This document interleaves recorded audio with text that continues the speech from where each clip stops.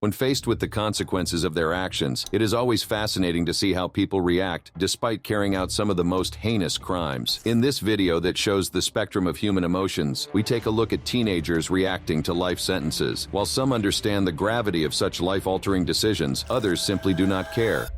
Shondell Jackson. This is Shondell Jackson reacting in an insanely dramatic way at his sentencing. On July 6, 2009, 21-year-old Nathan Potter, a Milwaukee student of the University of Wisconsin, was on his way to his River West apartment, just 1 mile west of campus, when he was accosted by two men. 18-year-old Shondell Jackson and 19-year-old Derek Thomas picked him as a target and attempted to rob him. However, Potter had no money, and Jackson shot him to death. The following month, the duo was arrested and Jackson was charged with felony murder, with the jury only taking an hour to deliberate and find him guilty of the crime. He was convicted of first-degree intentional homicide and robbery of Nathan Potter. At his trial, Shondell Jackson appeared to show no remorse for his action, cussing, leering, and even seen smirking at the family of the victim while he was being led out of court. These actions greatly contradicted the statement his mother made in the courtroom, claiming her son wasn't a monster. When I saw it on the news, I even cried. I'm like, oh my God, I can't imagine what that mother is going through.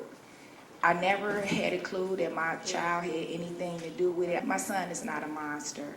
He is not a monster. At Jackson's sentencing, he seemed to suddenly understand the gravity of his actions. Right before he was sentenced, he pleaded with the judge to have mercy. However, Judge Rebecca Dallett was unmoved and sentenced Jackson to life in prison without the possibility of parole. Hearing the verdict, he grew extremely violent and had to be restrained by several officers who even had to use pepper spray to subdue him. As he was being led away from the courtroom, his family showed their support, and a relative was even heard telling the family of the victim she hated them. Derek Thomas, on the other hand, pleaded guilty to acting as the lookout for Jackson and was sentenced to 12 years in prison and 8 years on parole.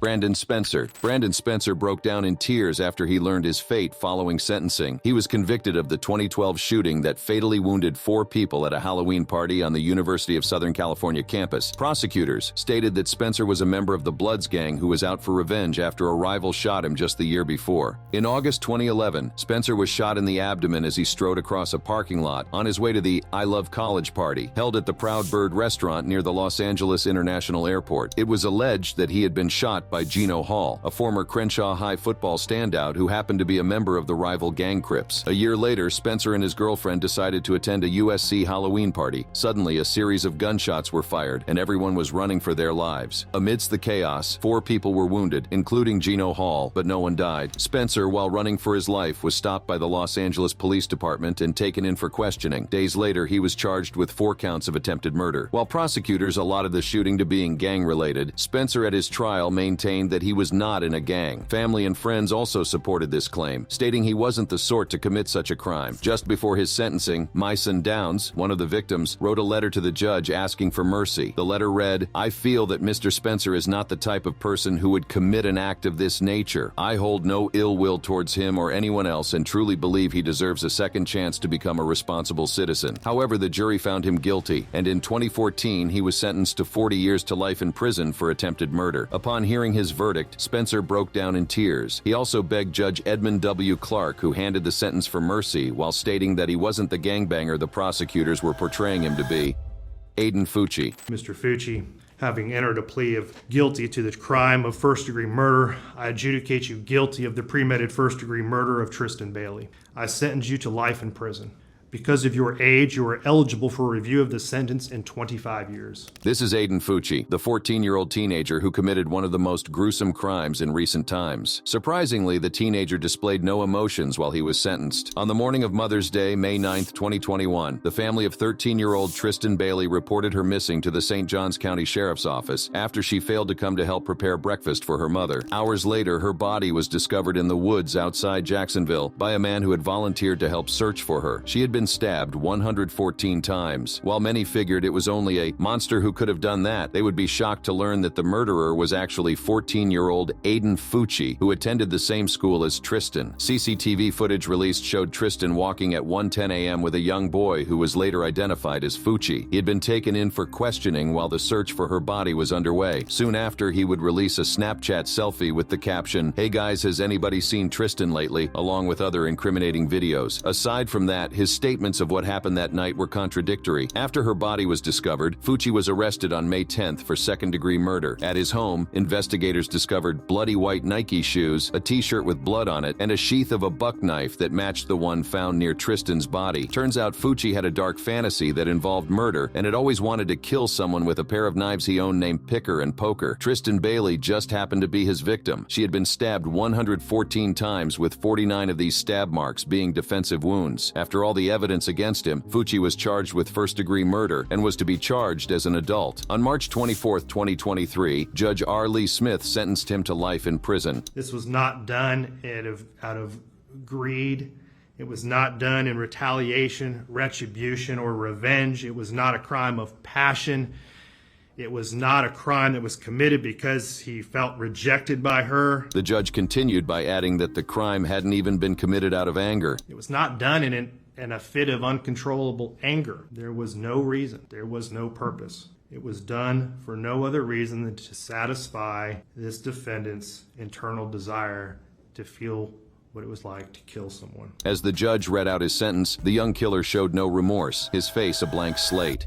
Danta Wright, 18-year-old Danta Wright, displayed a rather surprising behavior when he was sentenced. The teen had just been sentenced for the murder of another teen that occurred in October 2016. On October 4th, 2016, a maintenance worker who was on shift at an apartment complex in Pine Lake Village stepped out of the building and noticed a young man sprawled on the floor. He moved to where the body was and noticed there was a single gunshot wound right in the middle of his forehead. The young man was already dead. He immediately called the police and emergency service, and the case was ruled a homicide. The young man who had been shot was 18-year-old Jordan Klee, an Ann Arbor teen who was supposed to be in the school that day. At first, it appeared to be some sort of gang-related murder, but a week after the incident, the police arrested 3 boys: 17-year-old Danta Wright, 19-year-old Jermarius Ellison, and 18-year-old Delrano Gracie. Turns out the trio had attempted to rob him, and Danta had been the one to pull the trigger, knowing fully well Klee could never survive a gunshot to the head. At his sentencing, Danta was the very picture of nonchalance, even when Klee's mother, who had prepared a statement to read, couldn't do so because she was overwhelmed with emotions. Her cousin had to help her read the statement. I've lost laughter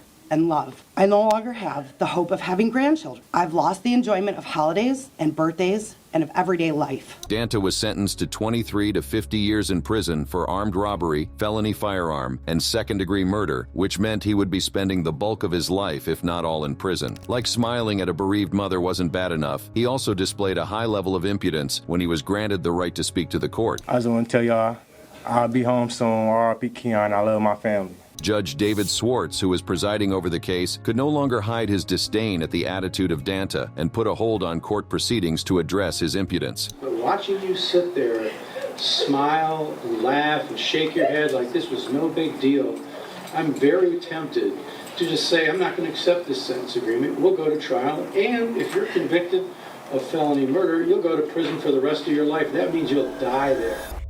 Jennifer Mee. The first female on this list, Jennifer Mee, also known as the Hiccup Girl. Once a media darling, it was rather sad that she ended up a convicted killer. Mee was just 19 when she was arrested and charged with the first-degree murder of a 22-year-old man who she met online and lured to a vacant house where he was robbed and shot to death by her 2 friends. Jennifer Mee's first encounter with the media was in 2007 when she was just 15 years old. She gained international recognition when she developed a case of uncontrollable hiccups. She was known to hiccup 50 times a minute. She was constantly sought out by media stations who wanted the Hiccup Girl on their shows. Well, this moment of fame meant the world to Mee, who at the time suffered from low self-esteem, so the attention seemed like an answer to her prayers. Eventually, her hiccups were cured, and suddenly her 15 minutes of fame passed away. Just like that, she became a nobody again. Seeing that she no longer had the attention she so craved, she went all out and became some sort of lost cannon, committing crimes. However, this constant need for attention would make her start rolling with the wrong crowd,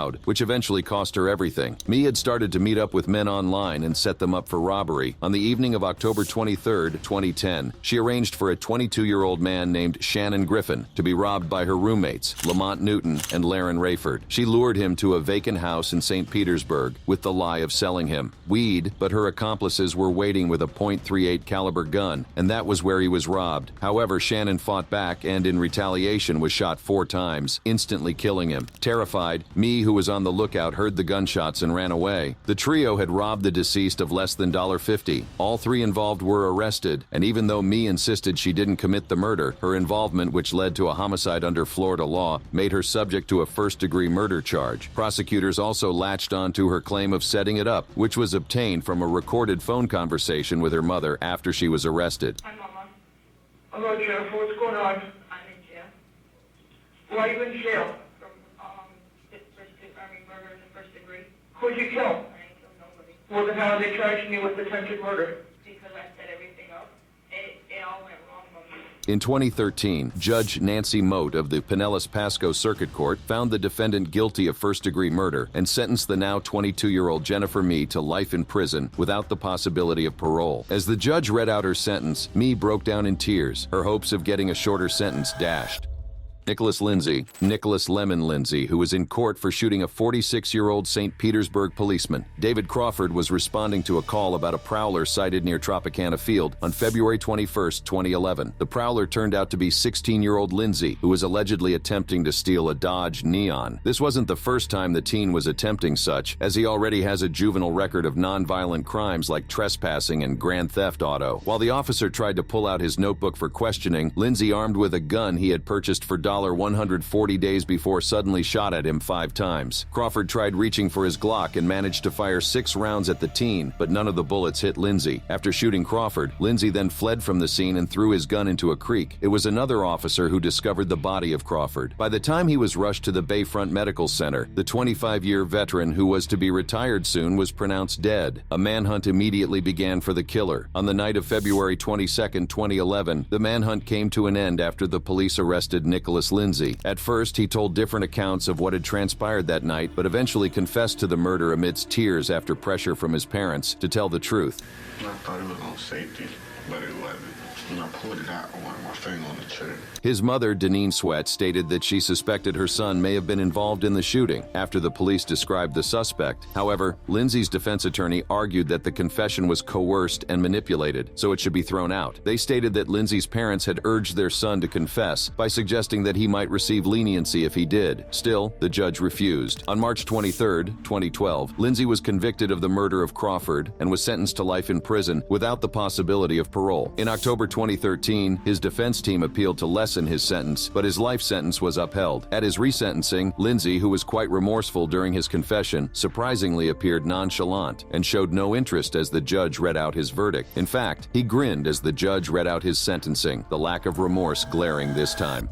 T.J. Lane. When 18-year-old Thomas T.J. Lane walked into the courtroom wearing a blue long-sleeved shirt that he immediately began to unbutton, no one had known what mischievous act he was up to. By the time he was done unbuttoning his shirt, everyone saw that the teen had on another white shirt with the word killer sprawled across the chest. Aside from this being highly disrespectful, the words inscribed on his shirt aptly described the young man who had just walked into the courtroom. On February 27, 2012, at 7:30 a.m., T.J., wearing a shirt with the words killer written on it, made his way to the cafeteria of Chardon High School, Ohio, where students were gathered before their morning classes and suddenly opened fire on them. 6 students in total suffered from the attack, and he fled the scene but was tackled by Joseph Ritchie, a teacher and football coach, Frank Hall. He was arrested shortly after, but the damage had been done. 3 of the students, Russell King Jr., Demetrius Hewlin, and Danny Parmator, died from their injuries. Joy Rickers and Nick Walsack were also seriously injured and were taken to a local hospital. Nick was left permanently paralyzed. The 6th student only suffered superficial wounds. According to reports from student witnesses, TJ had a personal rivalry with one of the victims. Russell King Jr. King had recently started dating Lane's former girlfriend and even threatened to beat TJ at one point. TJ allegedly started preparing for the fight by taking up weightlifting. What no one expected was that Lane would shoot and kill Kings, but he did. He had, in fact, specifically aimed at Kings and shot him first before shooting others. At his sentencing on March 19, 2013, TJ showed no sign of guilt, even after he had pleaded guilty to the crime. Aside from wearing a shirt that greatly disrespected the families of the victim, he showed extreme insolence by smirking as one of the victim's mothers read her statement. You will never, ever be in my thoughts after this. Never.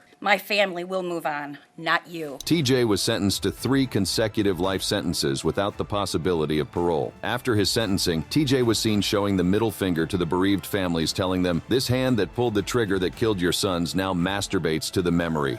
All of you." Antonio Barbeau. Sentencing was held today for a teenager convicted in a crime that rattled Sheboygan County and fiercely divided a family.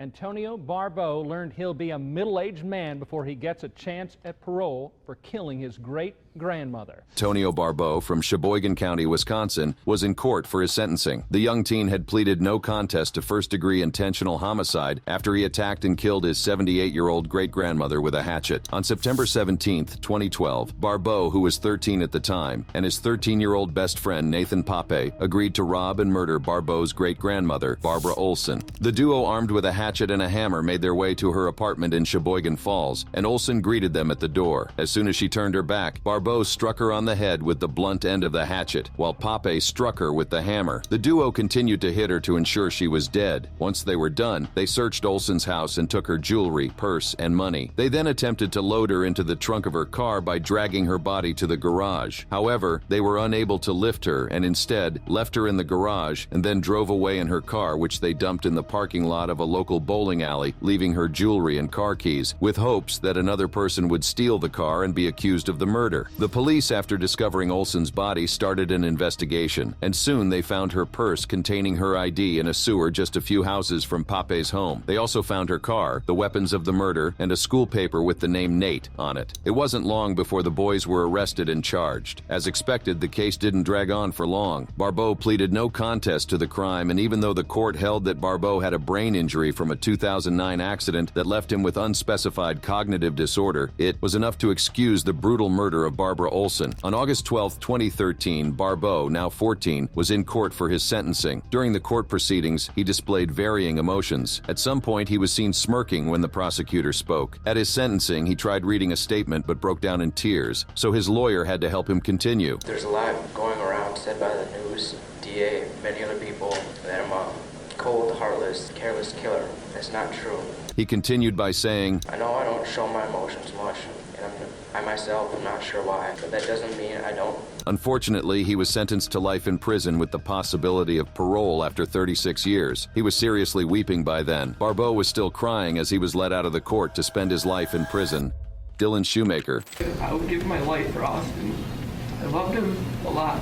In court was 17-year-old Dylan Shoemaker, who was being sentenced for murdering a 2-year-old child. On March 19, 2013, in Springville, New York, the then 16-years-old Dylan was taking care of his girlfriend's 2 sons. Ashley Smith had been sent away from her family's house with both sons and ended up living with Dylan and his family, who wasn't related to the children. On that fateful day, Dylan was babysitting both children while Ashley was at work. By the time she returned, she discovered that her eldest son, 2-year-old Austin Smith, had been murdered. The police were immediately alerted, and Dylan, as the babysitter, was arrested and convicted of second-degree murder. According to his confession, Dylan stated that he had severely beaten Austin because he was crying and disturbing his baby brother. He claimed to have put a pillow on the boy's head and punched it. The medical examiner stated that Austin had ruptured blood vessels in his left ear, near the right eye, bleeding in the retina and perioptic nerve, as well as bleeding between the layers of the brain. He had died of severe brain injury inflicted by Dylan's repeated blows. However, Dylan, at his sentencing in January 2014, stated that he loved Austin and hadn't meant to kill him. I didn't mean to kill Austin.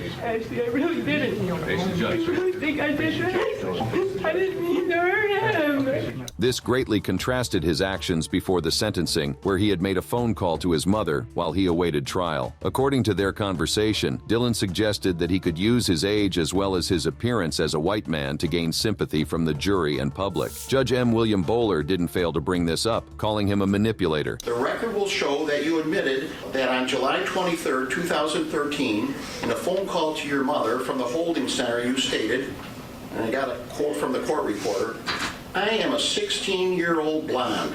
Probably all I have to do is cry in front of the jury, and they're going to feel sorry for me. Dylan was sentenced to 25 years to life for the murder of Austin Smith. He was seen crying out. David Moses.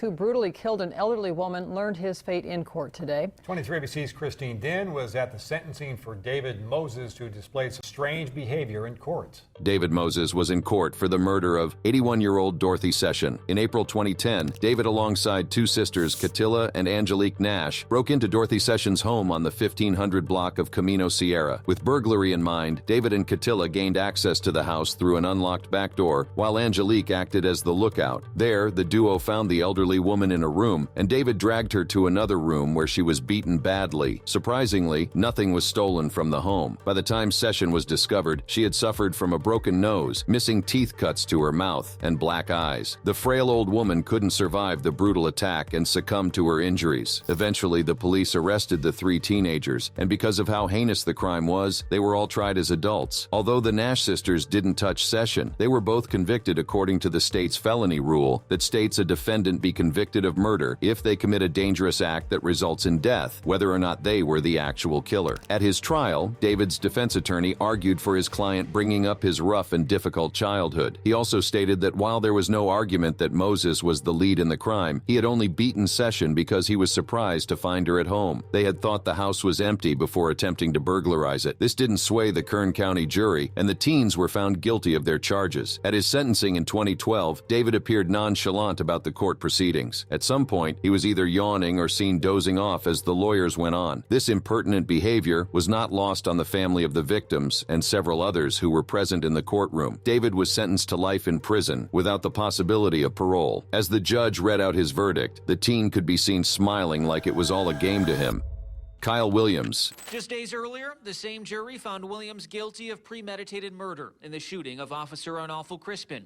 In this phase of the trial, they had only 2 options to recommend to the judge. 19-year-old Kyle Williams was in court for sentencing. He had been found guilty of murdering a Lakeland police officer. On December 18, 2011, 25-year-old officer Arnolfo Crispin, commonly known as Arnie, was on patrol when he came across a group of 5 teenagers in the 220 block of Crystal Grove Lane at about 10 p.m. He was attempting to get out of the vehicle to talk to the boys when he was shot dead. Crispin had only been with the police department for just 18 months before he was killed. Kyle Williams, who was 16 years old at the time, was arrested, and the boys who were with him that night testified that he had been the one to pull the trigger. At his trial, a witness stated that Williams was affiliated with a Lakeland-based gang and that he had seen Williams with a .40 caliber gun the night Crispin was shot dead. However, one of the boys at the park that night stated that Williams was the only person in that group who wasn't a gang member. His defense attorney, Byron Heilman, also asked that the juror consider Williams's age, stating that he was simply immature and impulsive. However, prosecutors were not buying these claims, emphasizing the fact that Crispin was a police officer who was killed in the line of duty. They explained that the killing was done to avoid a lawful arrest, and it was cold, calculated, and premeditated. To crown it all, the killing was done by an alleged criminal gang member. When it was time for Williams to testify in his defense, the teenager broke down in tears. In August 2014, a jury of 5 men and 7 women deliberated for 4 hours, and after that found the now 19-year-old Williams guilty of the crime. We, the jury, find as follows as to the defendant in this case. The defendant is guilty of first-degree murder as charged in the indictment. At his sentencing, Williams was different from the teen who had been crying during his trial. He was sentenced to life in prison without the possibility of parole. We, the jury, advise and recommend to the court that it impose a sentence of life imprisonment upon Kyle Devonta Williams. As his sentence was being read, Williams could be seen looking distant and displaying no single emotion. There you have it. From deep sorrow to glaring indifference, these teenagers provided a thought-provoking insight into how humans react when faced with the consequences. Click on the card showing on your screen for more interesting videos like this. I'll be waiting.